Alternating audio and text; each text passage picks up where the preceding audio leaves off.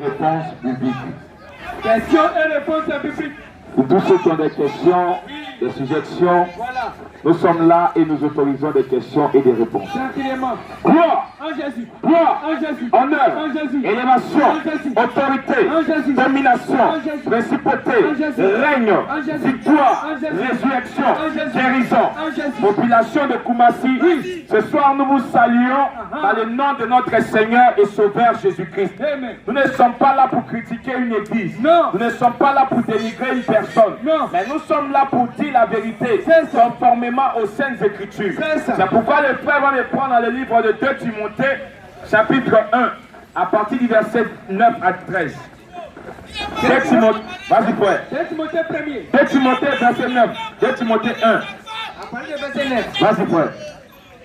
Par la puissance de Dieu. Il dit par la puissance de Dieu. Vas-y frère. Par la puissance de Dieu qui nous a sauvés. Par la puissance de Dieu qui nous a sauvés. Elle nous a adressé une sainte convocation. Et qui nous a adressé une sainte convocation. Non à cause des œuvres. Il dit non à cause des œuvres. Continue frère. Non à cause de nos œuvres. Il dit non à cause de nos bonnes œuvres. Mais, comme d'autres peuvent le dire, c'est parce que je me comporte bien que la grâce de Dieu m'est venue. C'est parce que je suis juste que Jésus est venu mourir à la croix pour moi. Mais ce soir, j'aimerais vous rappeler que ce n'est pas à cause de vos œuvres que Jésus est mort à la croix pour vous. Mais Jésus est venu selon la grâce. Et la grâce est pour quiconque la conçoit comme grâce. C'est quand il la reçoit comme grâce qu'elle devient pour toi comme grâce.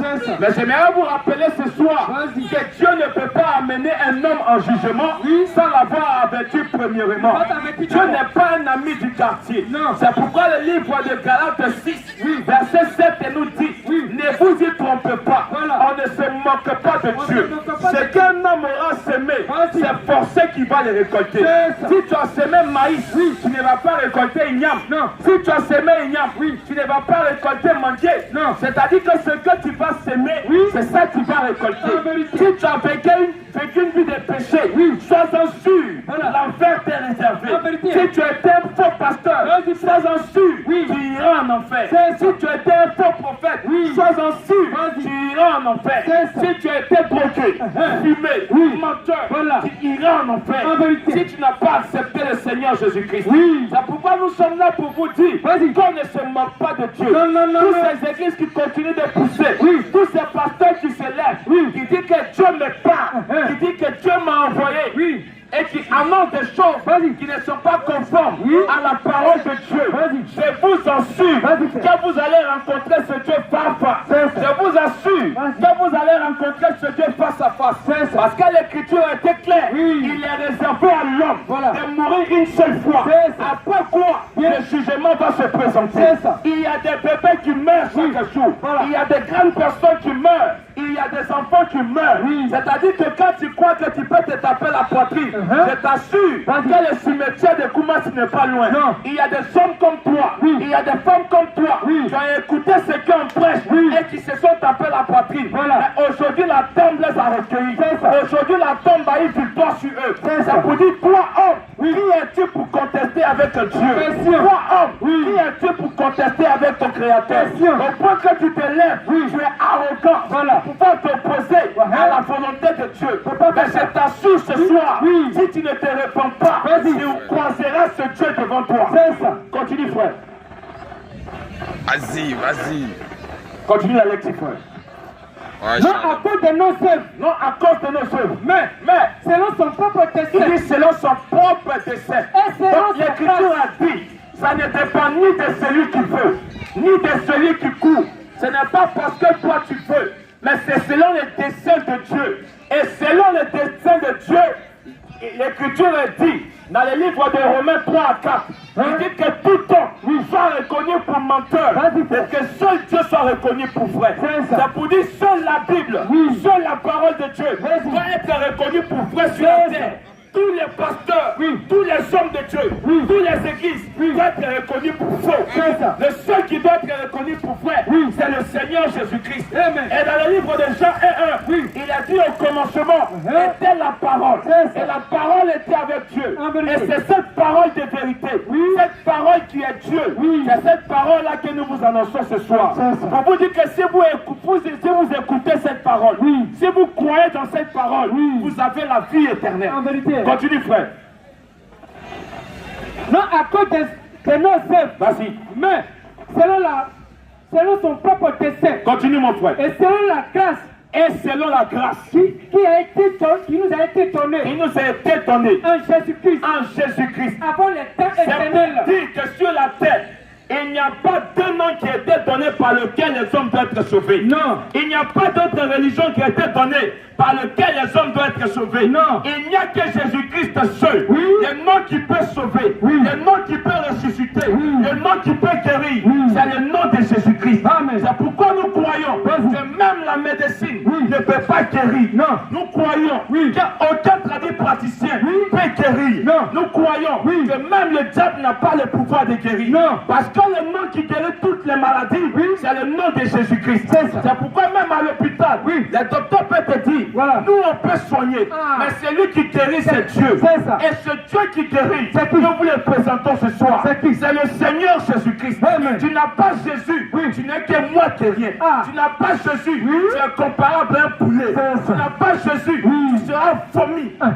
Continue, frère.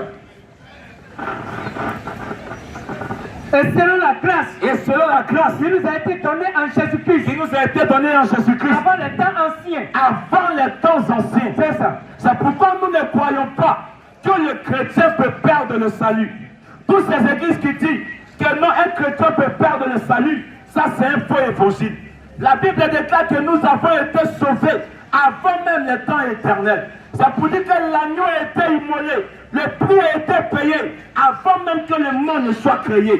Nous sommes chrétiens avant que ce monde existe. C'est pourquoi nous ne croyons pas que des liens de famille, on ne croit pas que la sorcellerie peut posséder un chrétien. C'est pourquoi mon frère l'a dit ici, si tu t'en vas dans une église, tu es toujours possédé. Chaque dimanche, vous chassez Satan. Chaque dimanche, Satan je te prie. Chaque dimanche, vous écrasez Satan. Mais le lendemain, Satan vous possède encore. Ça montre qu'il n'y a pas la puissance là-bas. Ça montre que Jésus n'est pas là-bas. Continue, mon frère. Au verset 10. Vas-y, frère. Et qui a été manifesté maintenant. C'est Jésus a été manifesté maintenant. Par l'apparition de notre Seigneur. C'est Jésus. Cette grâce a été manifestée maintenant pour les habitants de Koumassi. Continue, frère. Qui a détruit la mort. On dit Jésus est apparu pour détruire la mort. Mais quand on parle d'une destruction, c'est quand on parle de destruction, on parle d'anéantissement. C'est-à-dire que si Jésus a détruit la mort, il n'y a plus de mort. Mais pourquoi aujourd'hui on prend des hommes, on va les mettre aujourd'hui dans la tombe? C'est que là il ne s'agit pas de la mort. C'est que là devant Dieu ce n'est pas la mort. Ça, la Bible appelle ça la séparation de l'âme avec le corps. Qui change de dispensation. Qui rentre dans le domaine de l'esprit. Mais ce que la Bible appelle mort pour le chrétien, ça n'existe pas. C'est pourquoi nous ne croyons pas qu'un chrétien peut mourir. On ne croit pas qu'un chrétien ira en enfer. Je ne crois pas en ça. La question-réponse. Pour dire que devant Jésus-Christ, la mort a été anéantie. Devant Jésus-Christ, la tombe n'a plus de pouvoir. C'est pourquoi l'apôtre Paul pouvait dire, mort, où est ton aiguillon? C'est jour de mort, où est ta victoire? Jésus-Christ a vaincu. Continue, frère.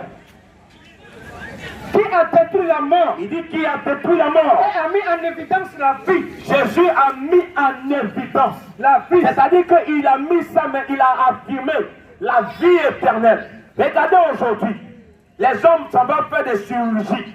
Les hommes payent de l'argent. Les hommes, des femmes payent yomo qui continuent d'essuyer leurs cheveux. Des gens l'argent. Les hommes veulent rajeunir. Tu vas voir un vieux de 99 ans, il veut se comporter comme un jeune. Pourquoi? Parce que les hommes ne veulent pas mourir. Pourquoi? Les hommes ne veulent pas rencontrer les créateurs. Dans ton cœur, quand tu parles de mort, tu commences à avoir peur. Dans ton cœur, quand on te dit un jour tu vas mourir, tu commences à dire que cette personne il ne t'aime pas. Pourquoi il peut te dire que tu vas mourir? Mais j'aimerais vous dire ce soir, la mort est un chemin que toute personne qui vit sur la terre est appelée un de ces 4 matins à passer par là. Tu veux ou tu ne veux pas, c'est indiscutable, c'est incontestable. Tout être humain, toute personne qui vit sur la terre, nous sommes appelés un jour à mourir. Mais avant de mourir, sois sûr que tu as rencontré le prince de la vie. C'est pourquoi la Bible nous déclare que la vie éternelle, l'immortalité, cette vie qui ne périt pas, cette vie qui peut t'amener à vivre éternellement. Regardez, même les montagnes. On nous parle des montagnes, les chefs de 18 montagnes de mort. Les montagnes de mort sont même plus. On peut même dire qu'ils ont eu des siècles plus que l'homme sur la terre. Or, l'homme a été créé pour aller de l'avant. L'homme a été créé pour avoir une durée de vie plus excellente que celui des montagnes. L'homme a été créé pour avoir une durée de vie plus excellente que celui de la matière. Mais pourquoi aujourd'hui l'homme meurt? Maintenant, la Bible nous déclare que cette vie éternelle que l'homme avait perdue au départ, Dieu va mettre cette vie à quelque part. Ça pour dire que toi qui veux cette vie, Dieu met cette vie à quelque part. Et on va voir où Dieu a mis cette vie. Vas-y, frère. Qui a détruit la mort? Il dit qu'il a détruit la mort. Et a mis en évidence. Il dit qu'il a mis en évidence la vie. Dieu met en évidence la vie et l'immortalité par l'évangile. Et l'immortalité par l'évangile. Donc l'immortalité, la vie éternelle se trouve où? Dans l'évangile. La vie éternelle se trouve où? Par l'évangile. Dans une personne qui veut être sauvée. Une personne qui veut l'immortalité. Une personne qui veut la vie. Il doit croire à cet évangile. Tu n'as pas cru à cet évangile. J'aimerais t'assurer que Satan que tu ne vois pas, Satan que chaque dimanche vous chassez dans les églises, tu vas le voir. Les démons que tu fuis pour aller au village, tant qu'il y a les sorciers, tu les verras. Parce que si tu ne crois pas cet évangile, je t'assure, tu vas rencontrer Baye. Je t'assure, tu vas rencontrer Caïn. Je t'assure, tu rencontreras Lucifer. Parce que la Bible a dit, Dieu a mis l'immortalité, la vie éternelle dans l'évangile. C'est l'évangile qui sauve. C'est pourquoi nous sommes là. Vas-y, frère. Je viens maintenant. C'est pourquoi nous sommes là. Pour mettre des choses en ordre. Pour dire que l'évangile c'est ce qui sauve. Donc lorsqu'un pasteur, lorsqu'une église c'est là pour enseigner autre chose que l'évangile qui sauve, ça c'est un problème. Nous on doit régler ce problème. C'est pourquoi nous disons ici, une église dans laquelle il y a des mamans pasteurs, maman prophétesse, maman alléluia, maman recevée, maman bénis-moi, maman évangélique. Cette église n'est pas en ordre. Parce que Dieu n'a pas permis à la femme de prêcher. Non. Dieu n'a pas autorisé à la femme de prendre la Bible. Mais aujourd'hui, chaque 4 heures, chaque 5 heures, dans les coins des rues, dans les marchés, dans les bus, on voit des femmes avec la Bible sur les aisselles. Mon frère Jésus t'aime. Mon frère donne ta vie à Jésus. Mon frère accepte Jésus. Qui t'a envoyé?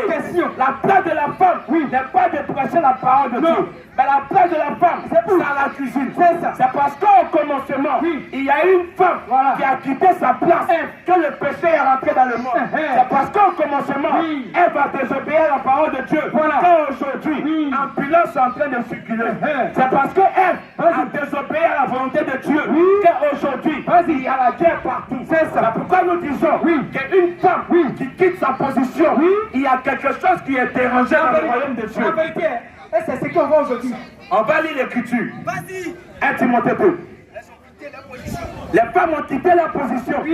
Quand tu as une femme que sa place à la cuisine, elle croit que tu es en train de l'insulter. Tu as créé la femme être une être semblable. Il dit que tu seras une être semblable à plus l'homme. Mais aujourd'hui on les voit en train de prêcher la parole, en train de dire mon frère Jésus t'aime, mon frère donne ta vie à Jésus. L'écriture a été claire, je ne permets pas à la femme de prêcher. Lisons l'écriture, frère. 1 Timothée 2, 9. 1 Timothée 2. 1 Timothée 2, verset 9. Vas-y, frère. Je veux aussi. Il dit, je veux aussi. Que les femmes vêtues d'une manière. Il dit, je veux aussi. décente. Donc, Dieu autorise. Dieu, il dit, il veut. Le devoir que Dieu donne aux femmes. Vas-y. Il dit, les femmes, oui, doivent être vêtues. Oui. Doivent être habillées d'une manière décente. Il dit, la femme doit s'habiller d'une manière décente. Mais aujourd'hui, posez-vous la question. Une femme en mini-jupe, oui. Est-ce que son habillement est décent? Une femme en pantalon, est-ce que son habillement est décent? Une femme qui porte chérie et dans mon dos, oui. Est-ce que son habillement est décent? Non. Mais aujourd'hui, dans le Coran, voilà, on voit des chants. On voit des femmes qui chantent toujours. Oui. On les voit chanter et chanter. Voilà. Écris mon nom. Écris mon nom. Oui. Mais vous les regardez là. Voilà. Les habillements ne sont pas décents. Mini-jupe. Oui. Chérie, regarde mon dos. Voilà. C'est dehors. C'est ce qu'elle porte. Voilà. Et elle va se dire qu'elle est chante de l'éternel. Mais je vous assure, on ne se moque pas de Dieu. Non. Ce que vous avez semé, oui, vous allez le récolter. C'est ça. Dieu va vous juger. Oui. Parce que si Dieu, oui, il a détruit Jézabel, oui, parce qu'elle était mal habillée, oui, c'est pas vous qui va laisser. Non.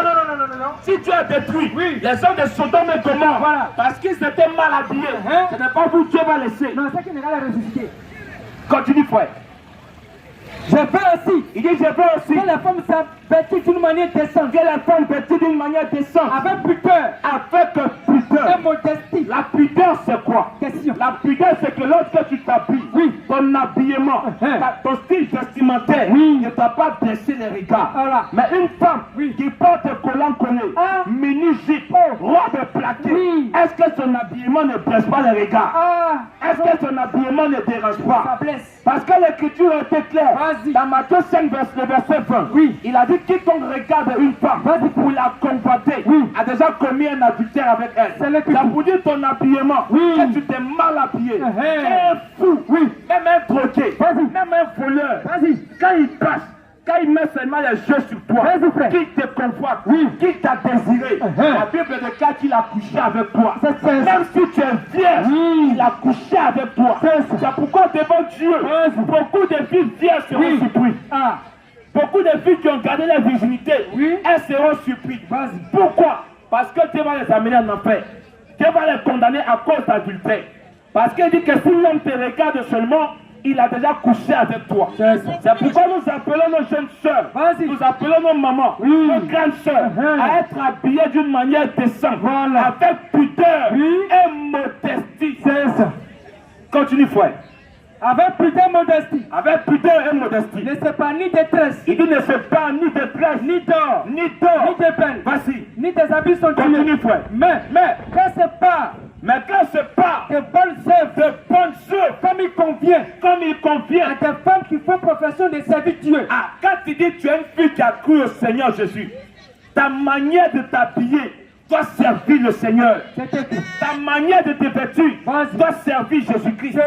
Mais quand toi tu portes tes collants collés, quand tu portes tes pantalons plaqués, que tout caleçon est dessiné, que tu marches, tu es sûr que c'est Jésus que les gens regardent en toi, ou que c'est ton caleçon les gens regardent. Ton habillement doit attirer la prostituée. C'est ça. Ton habillement doit attirer la fille du monde. Mais tu es mal habillé. Et dimanche, tu es à l'église en train de pleurer devant. Oh Seigneur, souviens-toi de moi. Il ne faut pas se souvenir de toi. Non. Parce que tu es possédé. Au verset 11. Sois délivré. Vas-y, frère. Que la femme, la Bible déclare que la femme écoute l'instruction en silence. Ici, la femme doit écouter l'instruction en silence. Avec une entière on n'est pas fait à l'école. Quand on parle d'instruction, on parle de quoi? Question. On parle d'enseignement, d'exhortation, de prédication, d'évangélisation. La Bible déclare que la femme écoute la prédication, l'évangélisation, même l'exhortation en silence. Je ne permets pas avec une entièreté de soumission. La Bible n'a pas dit simplement avec soumission, mais avec entièreté de soumission. Il dit je ne permets pas à la femme. Je ne permets pas à la femme d'enseigner. Dieu dit je ne permets pas à une femme de prêcher. C'est ça. Mais pourquoi aujourd'hui dans nos églises, Oui. il y a des mamans pasteurs? Pourquoi aujourd'hui dans nos églises, il y a les mamans évangélistes? On rentre à l'église où il y a des mamans pasteurs. Parce qu'on dit que ça c'est l'église de ma maman. Voilà. Ça c'est l'église de mon papa. Oh. Mais j'aimerais te dire, l'écriture a été claire, que tout homme soit reconnu pour menteur, que seul Dieu soit reconnu pour vrai. Quand tu t'attaches à l'église des hommes, sois-en sûr que cette église est en ordre avec Dieu. Une femme qui prêche est déshonore Dieu. Une femme qui prêche, elle n'est pas en train de faire l'œuvre de Dieu. Non. Mais elle sert Jésus en dehors de sa volonté.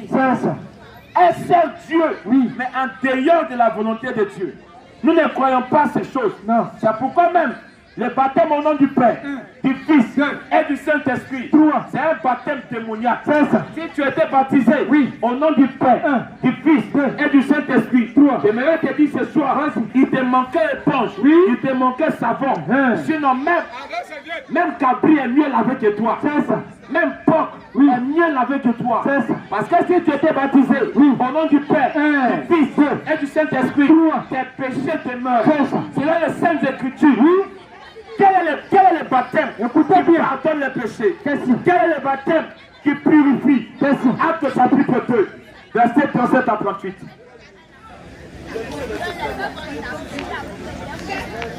Acte 2. À partir du verset 37. 37 à 38.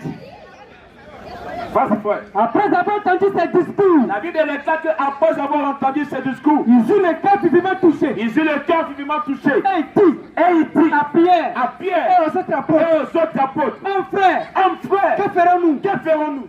Pierre leur répondit, répentez-vous. Et que chacun La repentance c'est quoi? Question. La repentance c'est le fait de faire stop. Voilà. De prendre une décision. C'est-à-dire que si tu étais sur le chemin de l'enfer, si tu étais en train de suivre un moment pasteur, si tu étais alcoolique, si tu étais voleur, tu étais une prostituée, sachant bien que ce chemin peut t'amener en enfer, tu décides de faire stop et de faire demi-tour, de retourner vers Jésus-Christ. Lorsque Jésus s'est réveillé à Pierre, dans le livre de l'Apocalypse, Pierre a fait demi-tour. Il dit, je me suis tourné pour entendre la voix de celui qui me parle. Mais toi, depuis, tu dis, Jésus te parle. Pourquoi tu t'es pas encore tourné? Tu dis, Jésus t'a parlé et tu as droit sur la tête. Un chant de l'éternel, avec droit sur la tête. Mais tu es en train de désobéir Dieu. Tu as un problème. C'est pourquoi nous ne croyons pas qu'un rasta a sa place au ciel. S'il ne se répond pas, s'il ne coupe pas ses cheveux, le ciel est fermé pour lui. Continue, frère. Pierre l'a dit, répentez-vous, et que chacun de vous soit baptisé Au nom de Jésus-Christ. au nom de Jésus-Christ, Pour le pardon de vos péchés. au nom du Père, du Fils et du Au Saint-Esprit, nom de Jésus-Christ. au nom du Père, du Fils et du Au nom Saint-Esprit, de Jésus-Christ. par un baptême trinitaire, Au nom de Jésus-Christ. le baptême qui pardonne les péchés, c'est le baptême au nom de Jésus-Christ. C'est pas le baptême au nom du Père, du Fils et du Saint-Esprit. Non. Parce que le nom du Père, c'est un nom qui est vague. Le nom du Fils, c'est un nom qui est vague. Quel est le nom du Père? Question. Ceux qui sont en train de s'agiter là, montrez-nous le Père s'appelle comment? On prend ta tête, et puis ce qui est mauvais, C'est quoi? on prend ta tête, on met en bas des canaries, on prend un peu d'eau, on verse sur ta tête, et tu dis tu es baptisé. Mais le baptême, même dans sa définition étymologique, ça veut dire immerge. On prend tout ton corps, on immerge dans l'eau. On prend tout ton corps, on met dans l'eau. Et toi c'est ta tête, quand on prend un peu d'eau, on verse là-dessus, on dit tu es baptisé. C'est comme ça que Jésus a été baptisé. Non. Vous êtes là, vous montez dans les églises et vous aimez ces choses. Qui dans les Saintes Écritures a fait cours de baptême? Qui dans les Saintes Écritures a fait catéchèse? Qui dans les Saintes Écritures a fait baptême de confirmation? Ça existe où? Non. Pourquoi c'est chez vous on voit ces choses? Et vous dites non, on sera au ciel avec Marie de Magdala. On sera au ciel avec Marie, mère de Jésus. Ça c'est faux. Tu ne vas jamais être au ciel. Non. Parce que Marie, mère de Jésus, elle n'a jamais été baptisée comme ça. Non. Pourquoi c'est vous aujourd'hui? Vous autorisez le baptême au nom du Père, du Fils et du Saint-Esprit. Et voici encore une confusion. On vous dit que Jésus est né le 7 décembre. mais des doyens, des personnes. Voilà. Quand ils vont rentrer ici, c'est pour dire non, Jésus n'a pas existé. Voilà. C'est pour dire non, Jésus n'est pas Dieu. Mais chaque 25 décembre là, ils fêtent Noël. Chaque 25 décembre là, Voilà. ils payent cadeau pour les enfants. Qui c'est là même? On voit des hommes qui vont venir ici, qui vont détailler par A plus B que Marie, non, c'est mère de Dieu. On voit des hommes qui vont rentrer ici, ils vont nous dire que par A plus B que la femme peut prêcher. Voilà. Mais chaque 25 décembre, ils vont fêter Noël. C'est pas ça. J'aimerais vous dire ce soir. Oui. Ouais, vas-y. Nous sommes venus annoncer la doctrine de notre Seigneur Jésus-Christ.